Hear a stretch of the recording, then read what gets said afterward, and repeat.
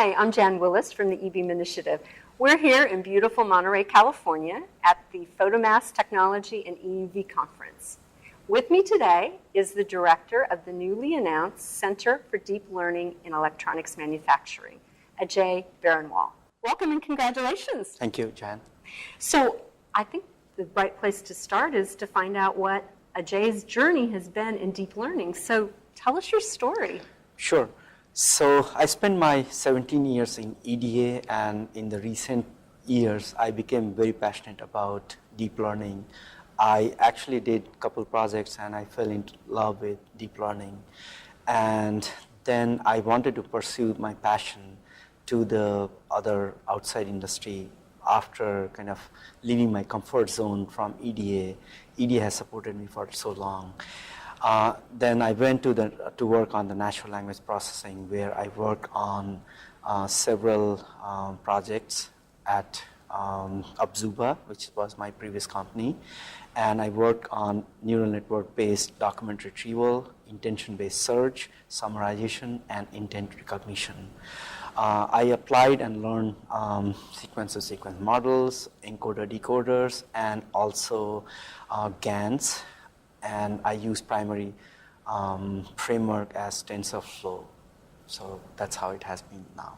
I'm curious, is there a favorite project in all of that work? Yeah, so at ANSYS, actually, I did a unsupervised deep learning, which was a joint project with NVIDIA. NVIDIA as a customer. And it was about electromigration waiver system, violation waiver system. And the task was to kind of use the existing database of electromigration violations, learn decisions, and apply unsupervised deep learning and make a recommendation on the violation. And it was so amazing. I loved that. And I also, jointly published a paper with NVIDIA and also filed a patent there. That's great. I think many are trying to figure out what's the difference between AI and machine learning and deep learning.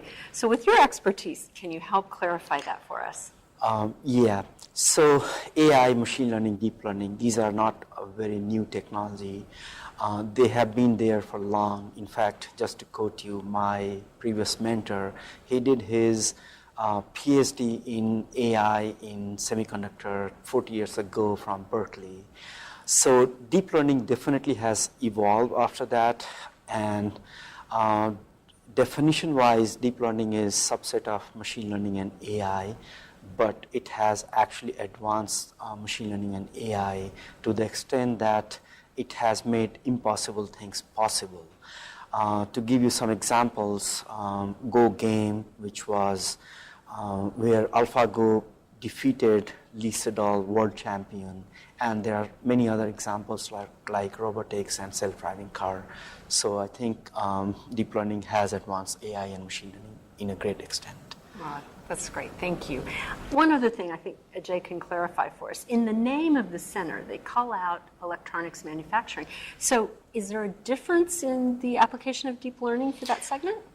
Yes. While electronic manufacturing and semiconductor manufacturing problems are very similar in multiple aspects, I do see there are subtle differences. I will quote two of them right now. One is the exorbitant amount of data which a mask or manufacturing can produce, and the other one is the accuracy requirement. A typical external deep learning application requires better accuracy than human, which is just 3 sigma accurate. While as in the semiconductor manufacturing, you require 7 sigma accuracy. That is, not even a single feature on the chip can go wrong. So that's one challenge which I see different. And the other one is the data availability. So a typical multi-beam mask can produce a data set of size 540 terabyte, which is 450 times bigger than ImageNet data size, which is 1.2 terabyte for, I think, 15 million images. So these are the two differences I see with the deep learning problems for semiconductor manufacturing industry. Thank you. So now let me turn to the center itself. It's based in San Jose, California. It's a partnership of Nuclear Technology, Micronic, and D2S. I know that NVIDIA is involved, but can you explain a little bit about their involvement? Yeah, so NVIDIA is ramping up on deep learning, and also they are technology partner.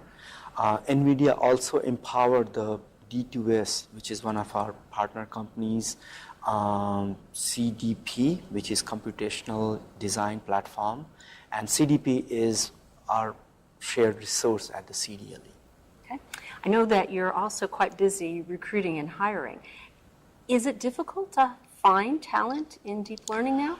I would say the answer is easy and hard. The reason I say it's easy is because there are so many people who are from different background in software. They are actually learning deep learning techniques with online courses.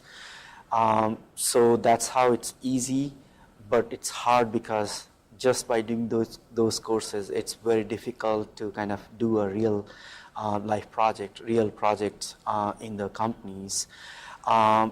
One also important factor here is that a lot of universities, they have offered data science masters and PhDs. They are also helping, but to recruit them, it's not very possible because of their limited understanding. So I would say it is more on the harder side. Okay. Well, I want to go ahead and start to wrap up now and ask Ajay about what are some of the deliverables and what kind of time frame can we expect them in from the center? That's a great question. Our focus right now is to research and develop horizontal deep learning technologies, which can span across multiple electronic manufacturing applications.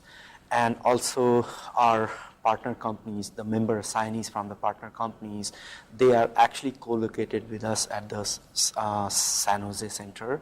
And their task is to learn and work on the deep learning applications which can be used for their company's product down the line. And we should be able to start seeing something next year in 2019. That's great. Well, it sounds like a busy and exciting time ahead for the center. We're looking forward to new papers coming out next year. Meanwhile, you can stay in touch by checking out www.cdle.ai or following the center on LinkedIn. So thank you very much for joining us, Ajay, and thank you for watching. Thank you.